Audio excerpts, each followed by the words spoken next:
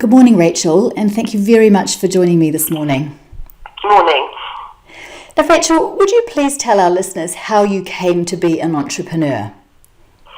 I never expected I would be. I had a long other career before becoming an entrepreneur, but I suppose along the way lots of things have lined up for that to happen. So starting back at sort of a 16-year-old, I made myself homeless to get away from an abusive, violent mother. And actually started working and then took days off to do my GCSE exams at school.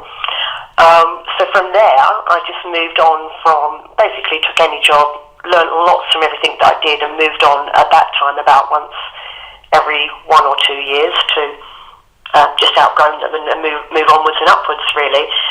At 22, I ended up working for an unethical employer and decided that the next move I would be somewhere I could stay longer term and then progress within that organisation. So I was looking for a large corporate, maybe somewhere with a cheap, mortgage, company car, those sorts of things. And I signed up with some agencies. And then that weekend I watched a black and white film about how Reuters were the first to get an important information across the Atlantic by carrier pigeon, and I thought how lovely it would be to work on something where I was part of a team maybe that did something really important, or was the first to do something. And it probably really starts all there. So on the following Monday, an agency called me with an interview for a 3-month contract with Reuters, and I stayed there for 18 years. Wow. Mainly working in change management, business analysis, so working on groundbreaking projects, things like getting on the internet, doing business globally on the internet. People forget that's not been around that long. So I came to a point where I was wondering what forthcoming projects could be as exciting as that, and toyed with the idea of events around that time. And not long after that, my son became ill and couldn't attend school, and I needed to get him well. I managed to get a great redundancy package from Reuters, and in between looking after him, really got the company going. Wow. Gosh, you've had a very varied career. So how long have you been in business with Lollipops then? We've been in business now for 11 years. 11 years. So tell me about the journey of Lollipops from the beginning, when you were probably working at it part-time due to your need to look after your son, through to now where I know you are very full-time in your business. That's right. Well, we started out, I couldn't work full-time. That was a bit of a challenge for me because I like to get in and do everything very quickly and full pelt. But what I had to do was do that for my son, to work out what was his illness and how to support him and get him well. So it was a bit of a challenge for me to not be doing something full-time, but also to not take on the big guys. So people, in events, you've got people like Bob Geldof, who runs 10 Alps. I wasn't trying to take those guys on. So what I decided to do was start my business just in planning for children's parties. No one else was doing that at the time.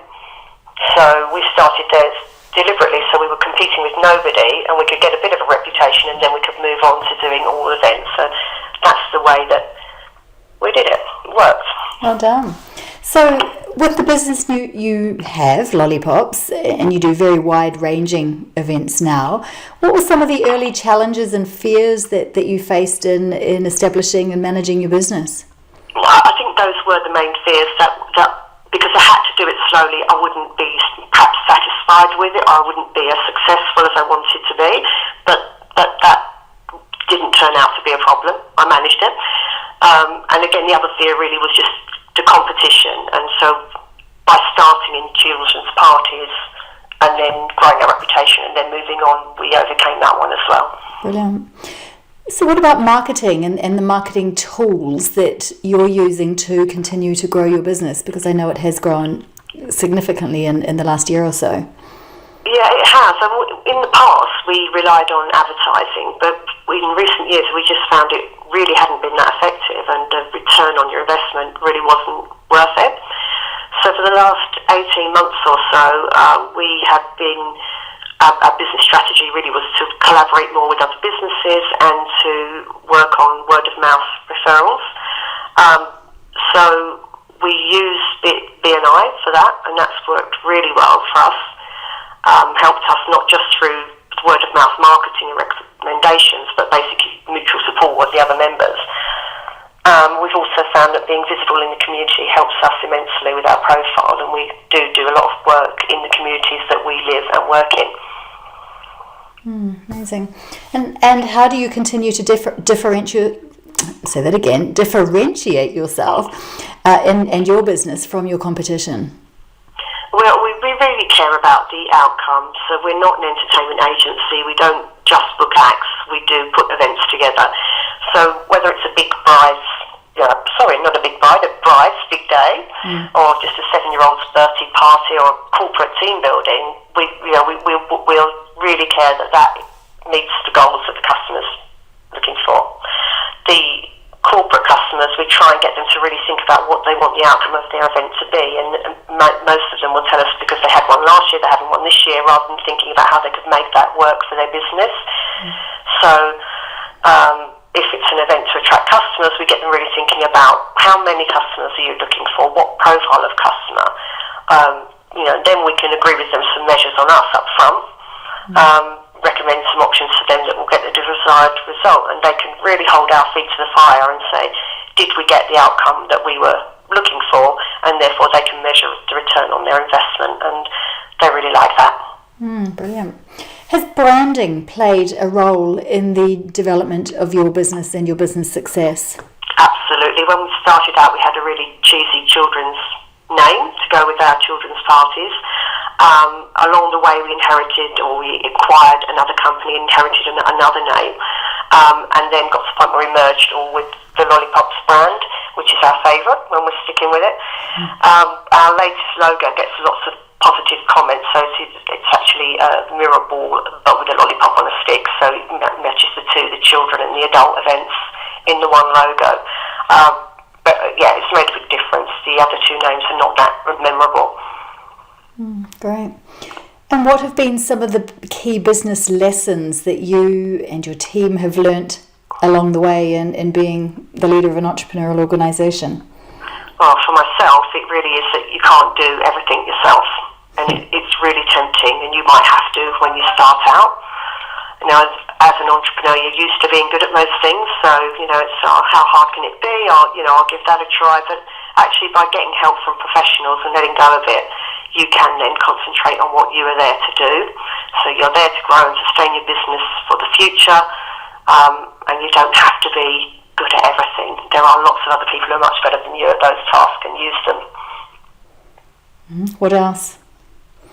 I think that's probably the main thing for me anyway. I do tend to have to remind myself to stick to what I'm good at and use other people for the other professionals to support me. Okay. What have been some of your biggest or most pleasurable business successes to date, do you think? The successes, when we first started, you get very excited about your first few customers, but we always love what we're working on right now. We don't have perhaps the biggest or most favourite. I suppose our biggest in terms of numbers attending would be our public events. So we would have thousands of customers at maybe a Christmas lights ceremony or a large festival. For our private parties, one of our biggest spenders was an event for the nephew of an overseas monarch. They had a very small affair for them at home, with only the siblings and the mum and dad attending, with also a fairground and a circus and a miniature pony petting parlour and etc. But all of our events are special and memorable to us. Amazing. That sounded like a party. Incredible. Do you have coaches and mentors who support you in the development of your business? We don't have a specific coach at the moment, but myself, I do go on lots of training, and there are lots and lots of people who support me. My husband's been extremely supportive right from the start, and lots of other business people, both current business people and retired business people, that support me. I'm in the BNI networks, and I get so much support there, sometimes with pure geniuses, and then other times with the simplest things that you should have known that you just didn't, or you didn't remember. And then recently we've had a really horrible HR issue at one of my companies, and a now ex-employee was threatening tribunals, stalking staff, we had police involved, etc. and it was really horrible and really time consuming, and I was just completely supported by a whole team of mentors who took on the interviewing panels and freed me up so that I could do the disciplinary hearing. But after that became the appeals panel on my behalf, and all of these people, mentors and coaches around me, did all of this freely, offered to help. That's one example. Fantastic. So based on your own experience to date, if you had 3 key pointers that you wanted to give a budding entrepreneur, what would they be? Oh, it probably would be 4. 4, okay. 4 that I've learned along the way. So one is to make sure that everyone knows about your new venture, your plans, and get them to spread the word. I mean, we're 11 years into this business, and I still come across ex-colleagues who say, "Are you still at Reuters?" And, "Oh, if we had an event last month, if I'd have known, I would have called you." So that would have been something perhaps I would have done differently. Absolutely have a plan and keep focused on the plan. What are you here for? Where are you going? And how are you going to get from where you are to there? Get up a little earlier. Even 15 minutes can make a real difference when the phone's not ringing. It really can. And the other one will be just ask for help when you need it. You'll be surprised at how many people around you would absolutely love to help you. And sometimes entrepreneurs are not very good at doing that, are they? That's right. It's a hard thing for many of them. So what about your own business? What are your business goals over the next 3 to 5 years? Well, we've completely outgrown our office space, so we're looking for a second venue with more office space at the moment. Our plans for the next 3 to 5 years include obviously growth, so we're looking at growing our corporate customer base significantly.